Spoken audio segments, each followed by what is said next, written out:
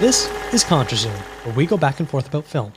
I'm your host, Dakota Arsenault, and today's episode is presented by Aesthetic Magazine. On July 9th, I will be celebrating my 31st birthday, so happy birthday to me. Today's episode is both about me and not about me. A Letterboxd user made a list marking their favorite film from every year that they were alive, essentially creating a time capsule. Since I have 30 years of data to work with, as I'm turning 31 before the best films of the year are out, I figure I'd make a list using a nice round number of 30. 30 films, one from every year from 1989 to 2019. Some of these movies I would deem the best of the year, others just personal highlights. This list isn't what my favorite movie would have been through each year, as I did not see Do the Right Thing in 1989, and even if I did, I highly doubt I would have understood Spike Lee's masterpiece. I'm sure a good chunk of my favorite films of my early years would have been stuff like The Lion King, D2, Mighty Ducks, and Flubber.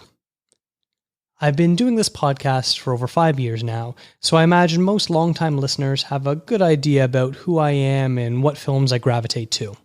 But for new listeners, or those just listening for the first time, I was born just outside Toronto, Canada, and started to become interested in film in my preteen years when my mother would borrow films like The Birds and North by Northwest from our local library. I very slowly started to get into film, and by the time I had entered college, I had read several film books and knew about the classics, but certainly hadn't seen most of them. Over the following decade, I became a film expert as much as an amateur can be, having seen most important films and reading about both the history and the movies themselves. Sometimes it could be an addiction, and having a Letterboxd account for the last few years has certainly upped my dopamine levels of watching and logging films. My only criteria for this list is that a director may only appear once to encourage me to show more variety. To start the list off, in 1989, we have Do the Right Thing, directed by Spike Lee. I can't remember the first time I watched this movie, probably in college or not long after, but its portrayal of race relations sizzling up on a hot summer day in Brooklyn left an indelible mark on young me. We should always do the right thing, but what is the right thing? And what if the right thing in one moment is not the right thing another time? Spike's films have been thought-provoking, and none more so than this one. The 90s might be some of my biggest blind spots in film history. As a whole, the decade didn't totally interest me, both as a young person, but also as an adult going back and filling in the gaps. I still love all the picks I've made, but there's little competition for some of these slots. For 1990, we have Miller's Crossing, directed by the Coen brothers. After falling in love with No Country for Old Men, I became obsessed with the Coens and would buy all their box sets of their works that I could find. One such collection I bought contained 3 of their movies, all of which I had never seen. The crime drama, with a touch of comedy and killer performances from Gabriel Byrne and Marcia Gay Harden, hit me hard. It was tough having this be the only representative of the Coens on this list, as Fargo and Oh Brother Where Art Thou were originally on the list before I put a self-imposed rule of one film per director. For 1991, I chose The Silence of the Lambs, directed by Jonathan Demme. For people that know me, know that I have an aversion to horror films. I hate being scared, and it probably stems from the fact that I never watched horror movies as a child, both because I wasn't allowed to, and because I had no interest when they were made available to me. In recent years, I've tried to fill in as many gaps as I could, realizing I have a fondness for the original Universal horror monster movies. A few years ago, I decided that I can handle some things like The Silence of the Lambs, a movie regarded more for being a thriller than straight-up horror. I made sure I watched it with my wife, during the middle of the day, and with the lights on. I fell in love with one of the best crafted movies of all time. This film, as well, may be a clock with a 1,000-piece mechanism, all working delicately and perfectly in sync, to be admired as more than just something to look at, but instead, it is high art. For 1992, we have My Cousin Vinny, directed by Jonathan Lynn. Bring it up because I know you got enough pressure on you already. But we agreed to get married as soon as you won your first case. Meanwhile, 10 years later, my niece, the daughter of my sister, is getting married. My biological clock is ticking like this, and the way this case is going, I ain't never getting married. Lisa, I don't need this. I swear to God, I do not need this right now, okay? I got a judge that's just aching to throw me in jail. An idiot who wants to fight me for $200. Slaughtered pigs. Giant loud whistles. I ain't slept in 5 days. I got no money, a dress code problem, and a little murder case, which in the balance holds the lives of 2 innocent kids. Not to mention your biological clock, my career, your life, our marriage. And let me see, what else could we pile on? Is there any more shit we could pile on to the top of the outcome of this case? Is it possible? The first time I saw this movie was in film school. In one of my dialect acting classes, everyone was given a scene from this movie as we had to do a New York accent.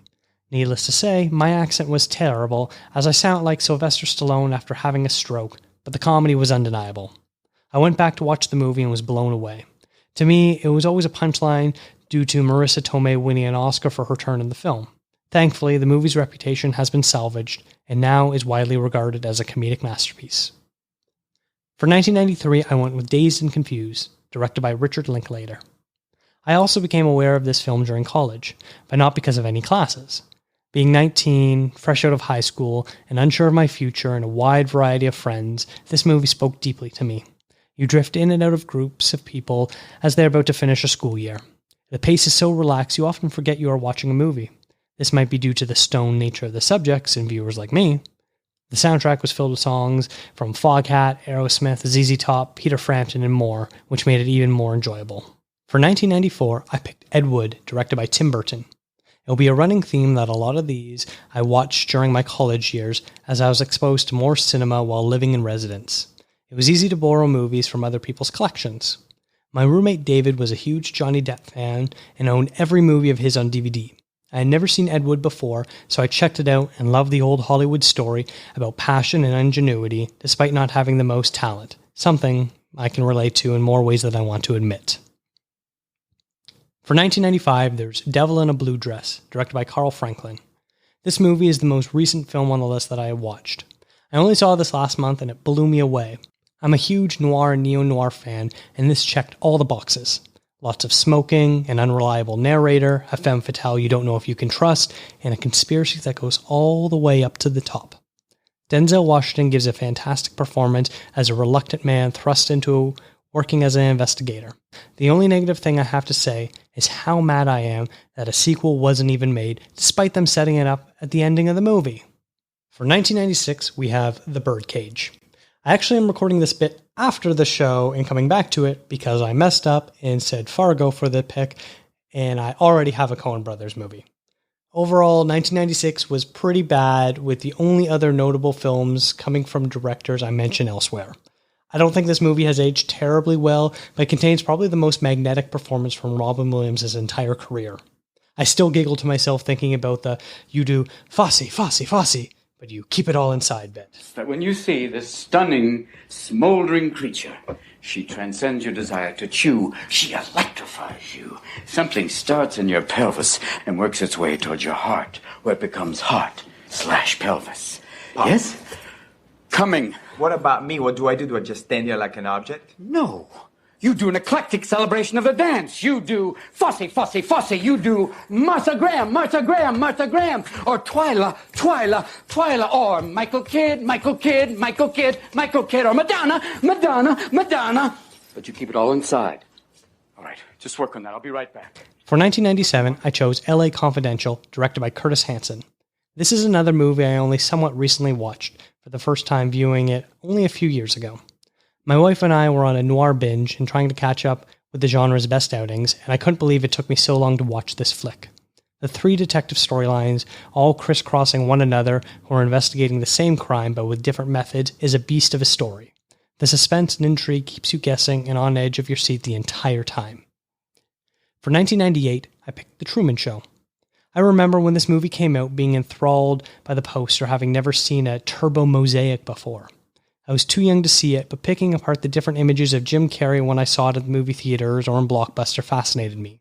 I probably watched this movie for the first time in high school, and while I always found Jim Carrey funny, it was the first time I noticed an actual performance from him and made me take note. For 1999, I went with The Talented Mr. Ripley, directed by Anthony Minghella. I put off watching this movie for the longest time because I thought it was something it wasn't. I don't remember exactly what, but I decided I didn't like it, so why bother? When I finally caught up with it in college, the visceral nature of it almost knocked me out. This ensemble cast, led by an utterly creepy Matt Damon, has become an all-time favorite of mine.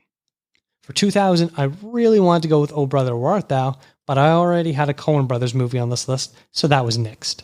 Instead, I picked Snatch, directed by Guy Ritchie. Now, there is a problem with pikeys or gypsies. What are you doing, Potter? Get out the way back. Can't really understand much of what is being said. You tell me. Come about the caravan. Mr. Arsenault, Fuck, man. Tell me, Mickey. It's not Irish. It's not English. how are you? Fair, the weather's been kindest with the horses, you know. It's just pikey. Fuck me. Just look at the size of it. How big are you? Hey, kids. How big is he? Big man, that's for sure. Hey, man. Come and look at the size of this fella. Best your back's a little. Conscious work. You look like a boxer. Get out of the way, Mickey. See if the fellas would like a drink. Oh, I could murder one. Be no murdering done around here, I don't mind telling you. Get your hands out of there, you cheeky little shite. Cup of tea for the big fella. Come on. Don't be silly, Mickey.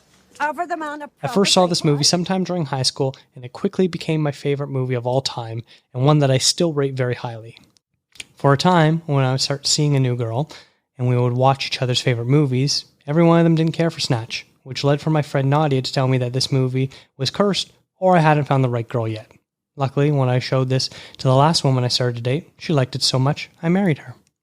For 2001, I settled on Ocean's 11, directed by Steven Soderbergh.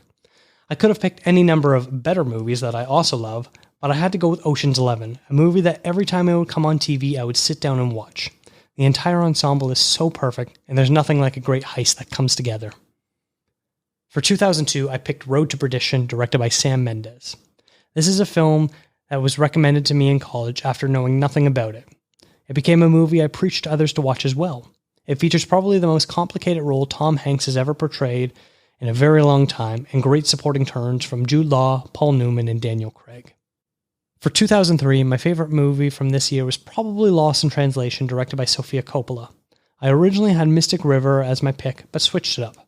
The melancholy nature of this film that just oozes sadness as two lost souls find each other in Tokyo for very different reasons is both heartbreaking, but a beautiful reminder that soulmates aren't just loves. Sometimes they could be friends, and sometimes they could be strangers. For 2004, it had to be The Life Aquatic with Steve Zissou, directed by Wes Anderson. The Belafonte was a long-range sub-hunter during the Second World War, which we bought from the U.S. Navy for $900,000. This is my mentor, Lord Mandrake. He's dead now. The sauna was designed by an engineer from the Chinese space program, and we keep a Swedish masseuse on staff. Here's where we do all our different science projects and experiments and so on. This is the kitchen, which contains probably some of the most technologically advanced equipment on the ship. Eleanor put together a top-notch research library for us with a complete first edition set of the Life Aquatic Companion series. We process our own rushes and keep a cutting room on board so we can do an assembly while we're shooting. I can't find them. I was in high school by this age, but I didn't see the movie right away. I remember my parents hated it, but the comedy just tickled me right. It became one of my all-time favorites, and the morning after my bachelor party, my best man who threw the event drove me into a small independent cinema where he booked a private screening of the movie for me and my crew, and my bride-to-be joined as we ate pancakes and I tried to recover from my hangover. For 2005, we have The New World, directed by Terrence Malick. About a year or so ago, I wanted to do an episode covering the career of Terrence Malick since he's such an interesting character, and I had only seen The Tree of Life and The Thin Red Line, so I set off on watching all of his films in chronological order and fell in love with his adaptation of Pocahontas. His slow pacing and transcendental style of filmmaking was perfect for this story, while still structured enough to not lose its point, making it peak Malick for me. I never did make that show, but maybe in the future I will. Of course, it would require me to actually watch song to song, though. For 2006, I chose The Prestige, directed by Christopher Nolan. I didn't see this movie when it first came out, and don't really have a recollection of when I first did, but when I finally did watch it, I adored it. This is Nolan at his best. The story is complicated and confusing, and the characters are unreliable. But it also features amazing set pieces and spectacles that will blow your mind. The whole cast works together brilliantly, and the ending will leave your jaw on the floor. For 2007, there's Zodiac, directed by David Fincher. Going back to my Silence of the Lambs statement, it took me a while to watch this movie despite hearing how great it was. It was post-college and I rented it to watch with an ex and sufficiently creeped me out, but the madness and search for truth was so engaging, I didn't care that I was on edge the entire time. For 2008, I went with In Bruges, directed by Martin McDonagh. We were getting to an era where I was watching the movies near their release dates. I was in college at the time and went to a place called Pacific Mall where they sold a lot of bootleg movies out in the open, and I picked up this flick. It was so dark and yet utterly hilarious, I felt terrible for loving it so much. I've shown this movie to a few other people during a point that was slowly becoming a cult classic, and they have all had the same reaction. For 2009, I went with Inglourious Basterds, directed by Quentin Tarantino. Originally, I had Fantastic Mr. Fox, but having a Wes Anderson flick already on the list, I had to change it. This is my favorite QT film due to the pure evil performance from Christoph Waltz and the pure joy from watching the bastards kill Nazis. I mean, who would gleefully want to get rid of all the fascists in the world in such a noticeable manner? The script just crackles with humor and tension all blended together with a great payoff. For 2010, I have selected Scott Pilgrim vs. the World, directed by Edgar Wright. It still angers me to this day that this film didn't get the audience it deserved when it first came out. Sure, it's become a bit of a cult hit since Edgar Wright's stature has only grown, but this lovable video game / comic book / action flick / comedy / romance and whatever else you want to call it that takes place in my beloved Toronto deserves better. I saw this movie in theaters 3 times and I'd still love to rewatch it at my home. For 2011, I picked Moneyball, directed by Bennett Miller. We got 38 home runs and 120 RBIs. Guys, you're still trying to replace Giambi. I told you we can't do it, and we can't do it. Now, what we might be able to do is recreate him. Recreate him in the aggregate. The what? Giambi's on-base percentage was .477. Damon's on base, 324. And Almeida's was 291. Add that up and you get... Do you want me to speak? When I point at you, yeah. 1092. Divided by 3. 364. That's what we're looking for. 3 ball players whose average OBP is 364. I love baseball and was a big fan of the Michael Lewis book, having read it beforehand, and they somehow made a book about stats and money so exciting and funny, while capturing the essence of what makes baseball so perfect. This movie was also the first flick that my wife and I saw together, so it holds a special place in my heart. For 2012, we have The Master, directed by Paul Thomas Anderson. This movie reminds me so much of the process involved at acting school. Now, this movie takes things much further and goes to some dangerous places, but the essence is still there. The twin lead performances from Joaquin Phoenix and Philip Seymour Hoffman is just about the best acting ever captured on screen. For 2013, I selected The Great Beauty, directed by Paolo Sorrentino. Every once in a while, you exit a movie theater just moved beyond words, and sometimes words just flow out of you. I've written plenty of movie reviews before, but my mind was absolutely buzzing after seeing this Italian film. And when I got home, I banged out a review that I contend might be one of the best things I've ever written because this movie inspired me so much. For 2014, I decided to go with Love and Mercy, directed by Bill Pohlad. I had just finished reading a biography on Brian Wilson not long before I eventually saw this movie, and the attention to detail was surprisingly accurate, something not often found in biopics.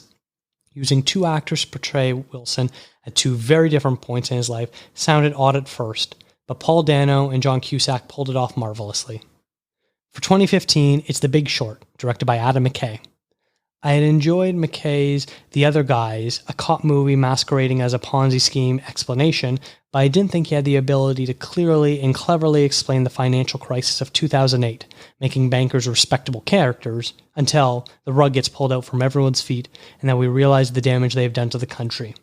Inserting shots of Margot Robbie and Selena Gomez explaining complicated banking terminology in layman's term was the icing on the cake. Here's Margot Robbie in a bubble bath to explain.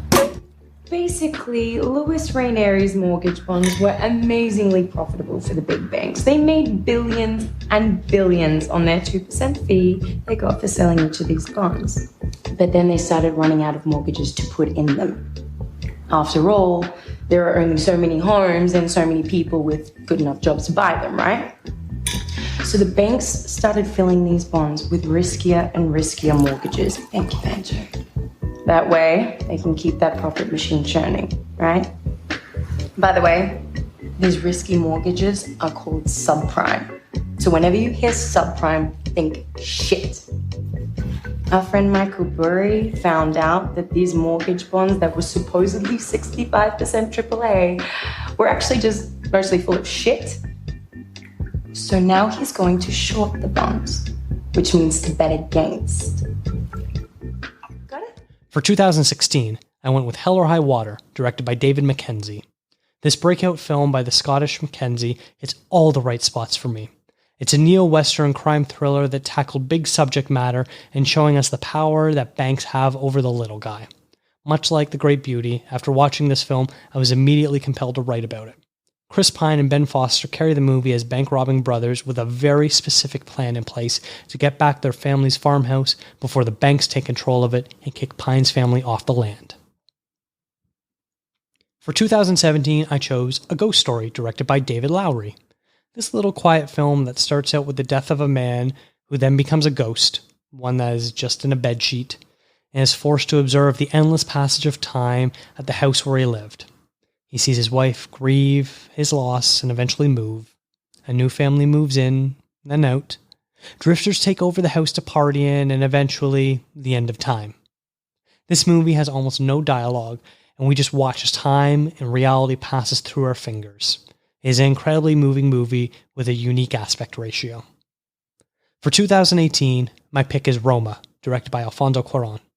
I was lucky to see this Netflix movie at the Tiff Bell Lightbox Theater with friend of the show Sammy Felchenfeld, and we both adored this intimate movie about a housekeeper in Mexico.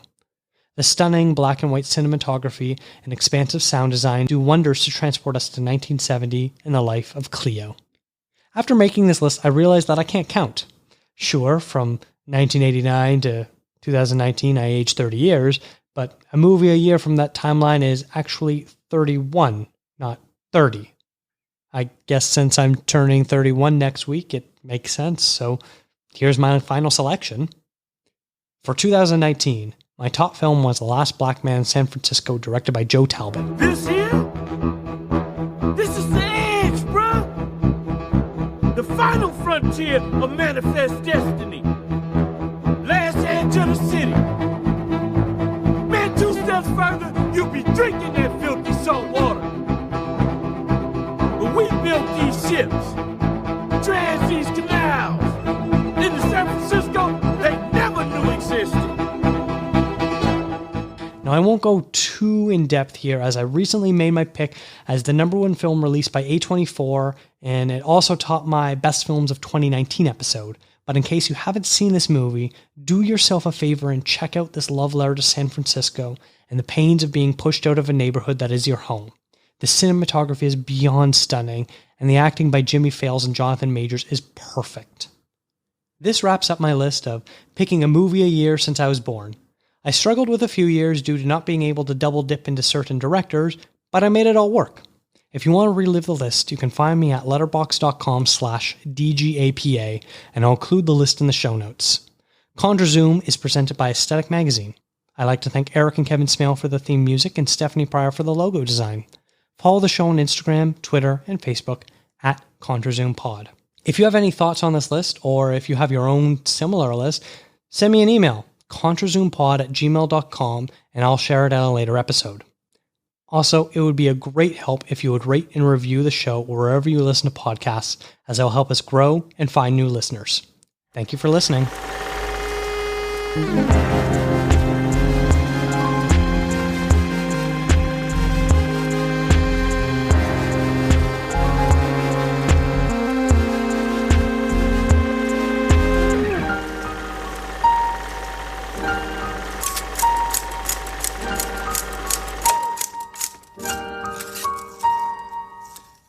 For 1996, we have Fargo. Crap.